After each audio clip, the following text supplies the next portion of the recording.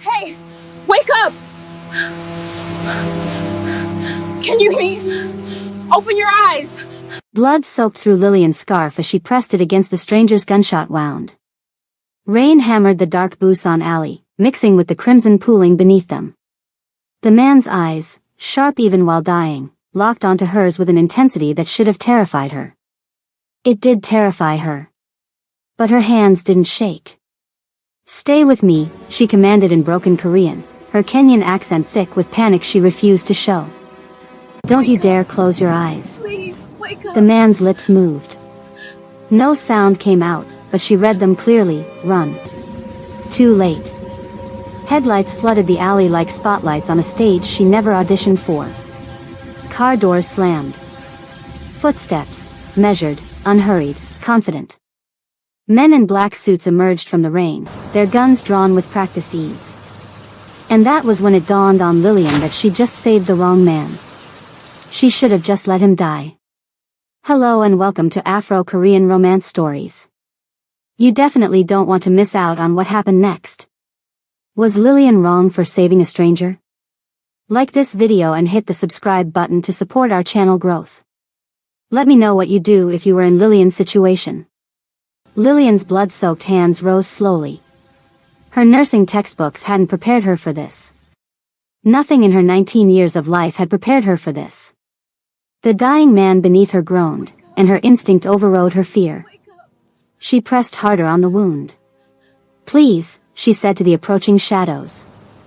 "He needs a hospital." "No hospitals." The voice cut through the rain like ice through skin. The man who stepped forward made her breath catch.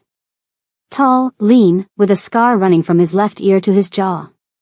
His eyes were darker than the Busan night, colder than the rain soaking through her clothes. Power radiated from him, not the kind that came from the gun in his hand, but something deeper, more dangerous. Kang Soo-hyun studied the scene before him. His younger brother Jun Seo bleeding out. A foreign girl, African, young, terrified but not running, keeping him alive with nothing but pressure and determination. "Who are you?" His Korean was crisp, cultured, at odds with the violence surrounding them. "I'm..."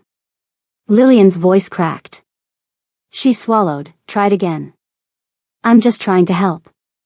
The bullet's still inside. No exit wound.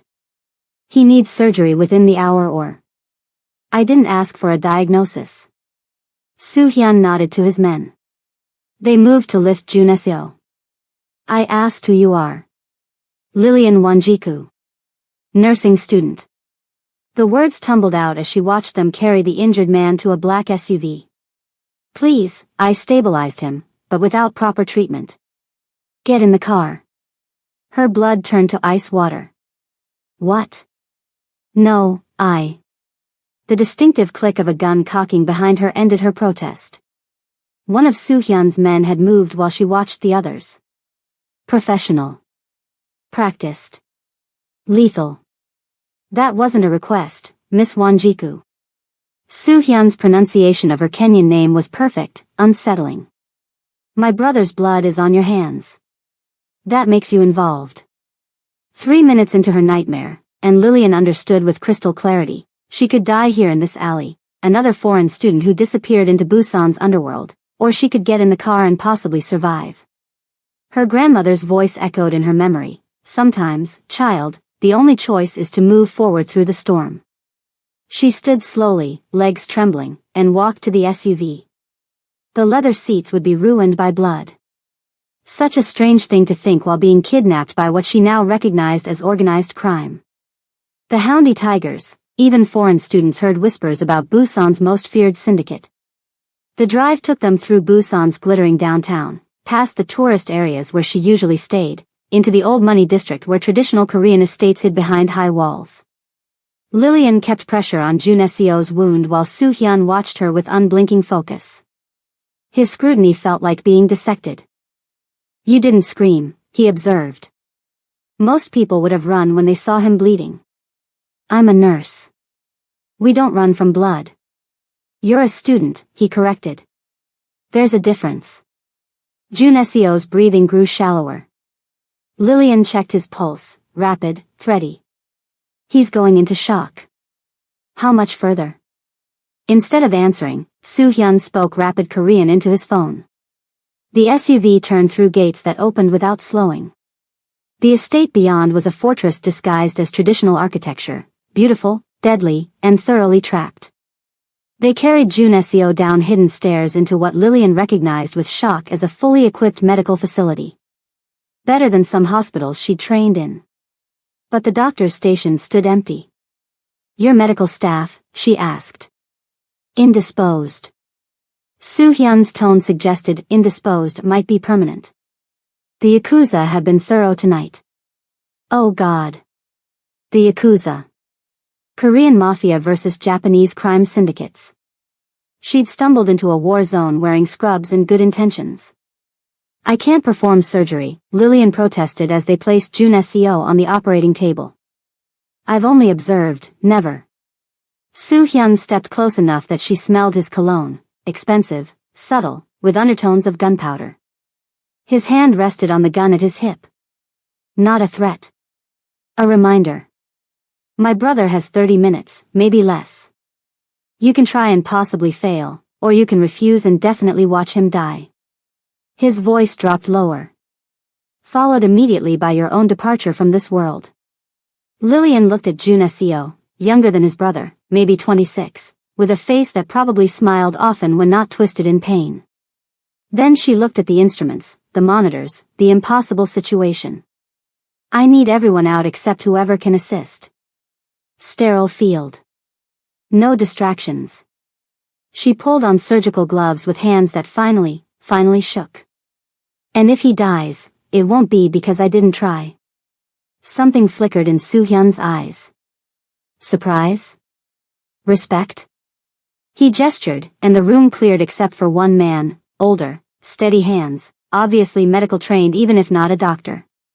For 3 hours, Lillian operated on instinct, training, and prayers in 3 languages. The bullet had nicked the liver, missed major arteries by millimeters. She sutured damage that would have killed him in another 10 minutes. When Jun Seo's vitals finally stabilized, when his breathing deepened into something sustainable, she collapsed against the wall and slid to the floor. Soo-hyun hadn't moved from his position by the door. Watching. Calculating. You saved him. That's what I do. Exhaustion made her bold. Save people. Even ones who probably don't deserve it. What makes you think my brother doesn't deserve saving? She gestured vaguely at the medical facility, the guns, the entire situation. This isn't exactly a meditation retreat. He almost smiled. Almost.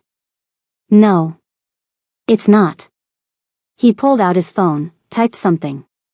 My driver will take you home. You'll find compensation in your account. Forget tonight happened. That's it? Lillian stood on unsteady legs. I save your brother and you just let me go? Would you prefer I didn't?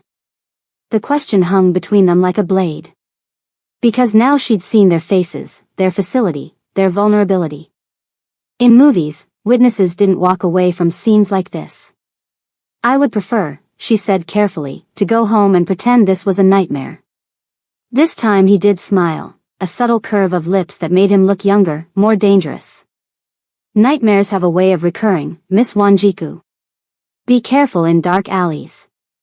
2 weeks passed. Lillian tried to return to normal, classes, clinical rotations, video calls to Kenya where her grandmother's knowing eyes saw too much. You look thin, Mjuku, her grandmother observed. And tired. What troubles you? Just studying, Nyanya. The lie tasted bitter. How is Jabari? Your brother owes money again. These Nairobi streets will swallow him whole. Her grandmother sighed. But we manage. We always manage. After the call, Lillian checked her bank account. The deposit was there, more than she'd make in 2 years of part-time nursing. Blood money, her conscience whispered. But her family needed it. She sent half to Kenya, kept half for the moral weight of it. She noticed them on the 3rd week, men in black cars, always at a distance, always watching. Protection or surveillance? With the Houndy Tigers, probably both. The attack came on a Thursday night. She'd worked a late clinical shift, exhausted and careless, taking the shortcut through side streets she usually avoided. They grabbed her at the intersection, different men, Japanese accents thick in their Korean. The nurse who helped Kang Jun-seo. Not a question. They knew exactly who she was. The van smelled like cigarettes and violence. They zip-tied her wrists, and fear became a living thing in her chest, clawing for escape. The Tigers' base. Their operations. What did you see? The Yakuza soldier's breath stank of soju and impatience. Nothing. I treated a wounded man, that's all. The slap split her lip. Blood filled her mouth, copper and consequences. Lying whore. You were inside their facility. A medical room. That's all I saw. I don't know anything about their business. Another blow. Stars exploded behind her eyes. But before the third could land, the van's windows exploded in a symphony of gunfire. The Houndy Tigers had found her. What happened next burned into Lillian's memory like a brand. Efficient violence. Calculated brutality. The Yakuza soldiers died in seconds, bullets finding foreheads with surgical precision. She hunched in the corner, making herself small, watching Korean gangsters execute Japanese ones with the same detachment she'd used to fill out medical charts. Then silence. Ringing ears. The van doors opened. Soo-hyun stood there, not a hair out of place, stepping over bodies like they were puddles to avoid. He surveyed her injuries with clinical assessment. You're becoming inconvenient, Miss Wanjiku. Shock made her laugh, hysterical, inappropriate. Inconvenient? I was just kidnapped and beaten. Because you saved my brother. The Yakuza believe you have information. They won't stop. He offered his hand. She stared at it, manicured nails despite the blood splatter on his cuff. This was the moment. Take his hand, enter his world fully. Refuse, and, what? Die in another van, another alley, another night? She took his hand.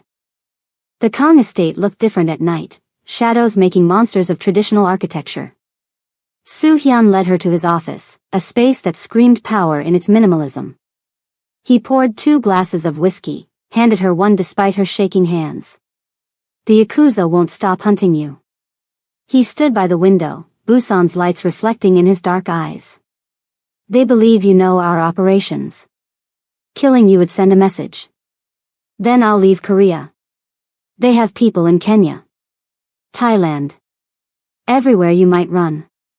He turned to face her, and Lillian's breath caught at the intensity in his gaze.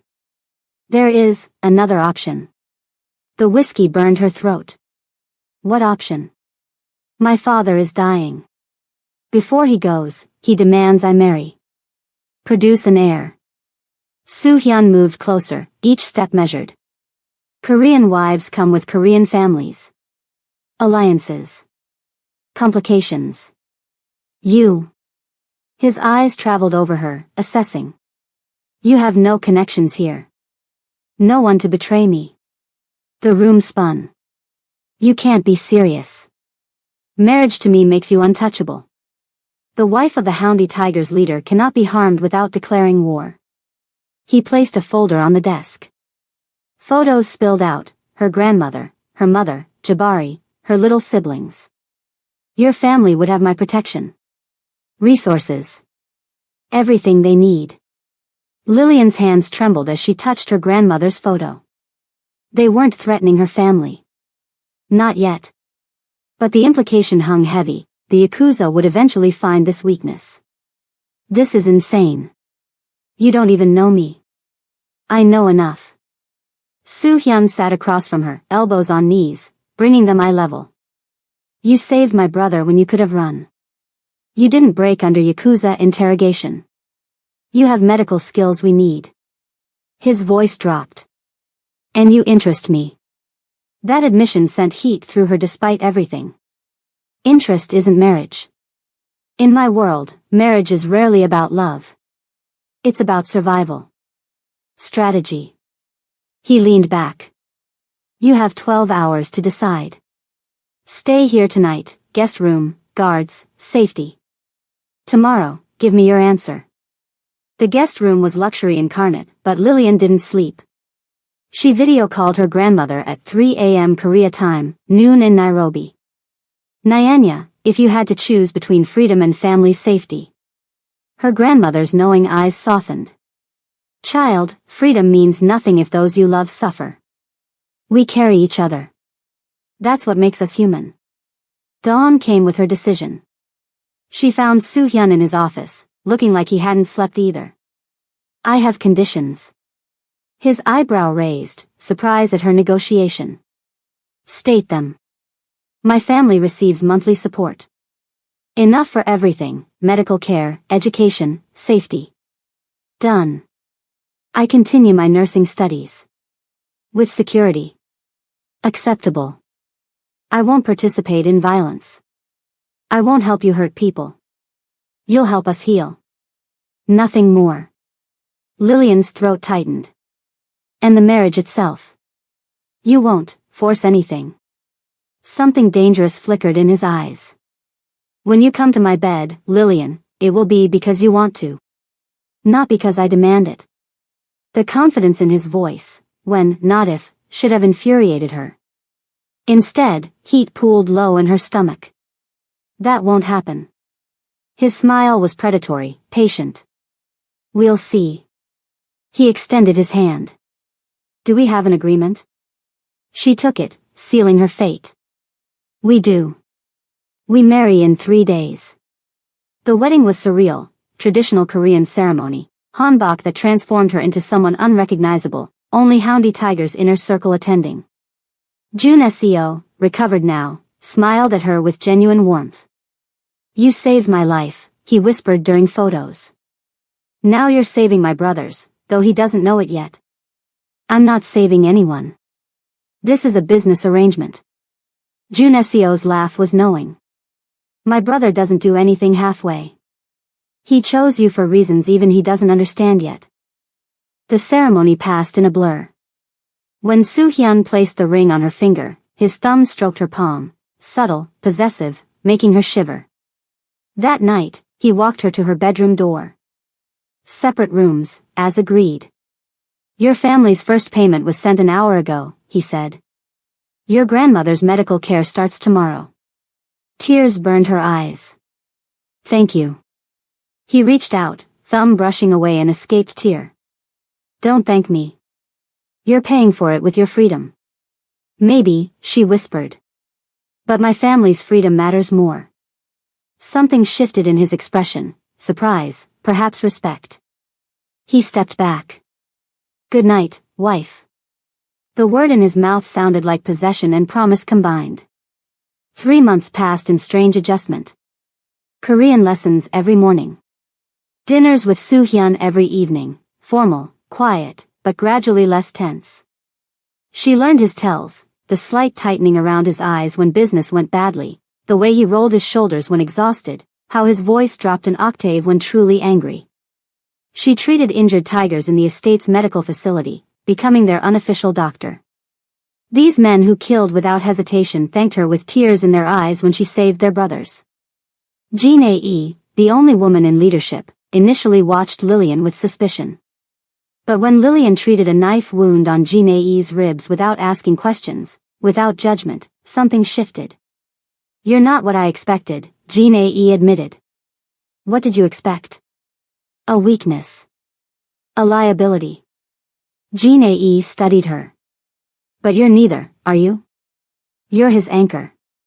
I'm his arrangement. Nothing more. Jin Ae's smile was knowing. Have you seen how he watches you when you're not looking? That's not business, Uni. The endearment, older sister, made Lillian's chest tight. She was being accepted, integrated, transformed. Comment below if you're Team Lillian or if you think she should run. And don't forget to subscribe for more stories like this one. Everything changed the night of the charity gala. Lillian's first public appearance as Mrs. Kong, designer dress, diamonds, Soo-hyun's hand possessive on her lower back. Whispers followed them, the African wife, the outsider, the curiosity. Then Lee Seo-yeon appeared. Beautiful, elegant, everything Lillian wasn't. Purely Korean, old money, perfect. On the arm of Baek Hyun-woo, leader of the rival Siamayan Dragons. So you're the replacement, Seo-yeon said when Soo-hyun stepped away. Her English was perfect, cutting. Do you know why he chose you? Because you can't leave. You have no power here. Lillian's spine straightened. I know exactly what I am to him. Do you know what I was? Seo-yeon's smile was poison. His first love. The one who left when she discovered what he really was. A killer. A monster. Then you were weak. The words came out before Lillian could stop them. You ran from the dark parts. I stand beside them. Soo-hyun materialized behind her, hands settling on her hip. He'd heard everything. Seo-yeon. Your husband is looking for you. The dismissal was clear. Seo-yeon retreated, but her eyes promised this wasn't over. In the car, Soo-hyun's knuckles were white on the steering wheel. You defended me. You're my husband. In public, we're united. And in private? She turned to study his profile, sharp, dangerous, unexpectedly vulnerable. In private, we're still figuring that out. He pulled over suddenly, turning to face her fully. You're not what I expected, Lillian. What did you expect? Fear. Submission. Hatred, eventually. His hand cupped her face, thumb stroking her cheekbone. Not loyalty. Not strength. Certainly not. Not what? Instead of answering, he kissed her. Not the gentle press of lips she might have imagined. This was possession, hunger, months of tension breaking like a dam. She should push him away. Should remember this was arrangement, not love. Instead, she kissed him back, fingers tangling in his hair, tasting whiskey and want. When they broke apart, breathing hard, his eyes were wild. Tell me to stop. Tell me this isn't part of our agreement. It's not, she whispered. This is something else entirely. They barely made it to the estate before clothes started disappearing. 3 months of circling each other, of careful distance, shattered completely. He carried her to his bed, their bed now, and showed her that his control only extended so far. After, lying in tangled sheets, his fingers traced patterns on her bare shoulder. This complicates things, she said. Everything about you complicates things. He pulled her closer. I'm not a good man, Lillian. I won't become one for you. I'm not asking you to change. Then what are you asking? She turned to face him, seeing him clearly, the killer, the protector, the man who ordered deaths then held her like salvation. I'm asking you to be honest. No pretense. No lies. That's dangerous. We're already dangerous. His kiss was answer enough. 6 months in, Lillian discovered she was pregnant during a particularly violent war with the Yakuza. She stared at the test, hands shaking. A baby. In this world of blood and bullets. Soo-hyun's reaction shattered her, complete stillness, then walking out without a word. She sobbed, certain he was rejecting them both. He returned 3 hours later with architectural plans, security protocols, education strategies for their unborn child. When he knelt before her, hands on her still flat stomach, tears rolled down his face. My child will not grow up as I did. Unprotected. Vulnerable. Watching his mother die. His voice broke. I will burn the world before I let anyone harm you or this baby. Our baby, she corrected, covering his hands with hers. Our family. The Yakuza escalated when they learned of the pregnancy, the perfect leverage against Soo-hyun. The war turned brutal. Lillian was confined to the estate, only able to help by treating wounded tigers in her medical facility. During one particularly bloody night, Soo-hyun was brought in with a knife wound to his ribs. As she stitched him, he grabbed her wrist. If something happens to me, nothing will happen. I won't let it. His laugh was pained. You can't fight bullets with sutures. Watch me. The final confrontation came when Yamamoto Kenji kidnapped her from a routine doctor's appointment. 8 months pregnant, terrified, but thinking clearly. She worked on his men during transport, using her medical knowledge and visible pregnancy to humanize herself. I could deliver right now, she told one young Yakuza soldier. Stress triggers labor. Do you want to explain to your boss why his leverage died in transit? They treated her more carefully after that. Soo-hyun's rescue was biblical in its violence. The entire Houndy Tigers descended on the Yakuza compound. She heard the gunfire, the screams, felt the building shake. When Soo-hyun reached her, he was covered in blood, none of it his. He dropped to his knees before her, hands checking her and the baby obsessively. I'm okay, she promised. We're okay. Yamamoto? Dead. Very, very dead. The stress triggered labor that night. 20 hours of agony, Soo-hyun beside her every second, looking more terrified than when facing armed enemies. When their daughter finally arrived, screaming, perfect, a blend of both parents, Soo-hyun broke completely.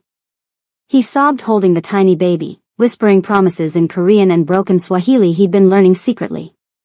Ji-yun, Lillian said. After your mother.